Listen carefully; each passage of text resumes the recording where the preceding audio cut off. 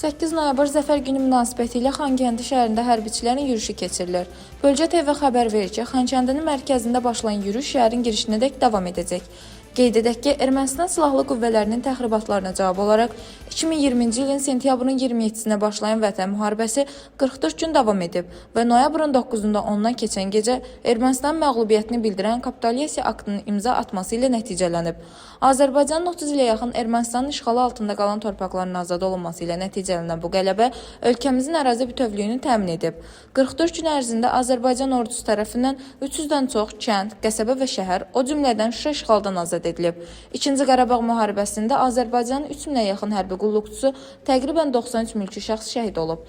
Minlərlə əskər, zabit və din sakin yaralanıb.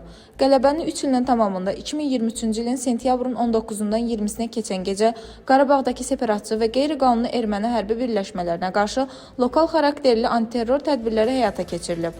Bu əməliyyat təxminən 23 saat davam edib və Azərbaycan bütün ərazilər üzərində dövlət suverenliyinin tam bərpa olunması ilə nəticələnib.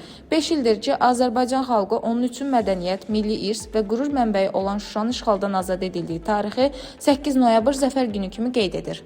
Dilbər Vüqar qızı, Bölgə TV.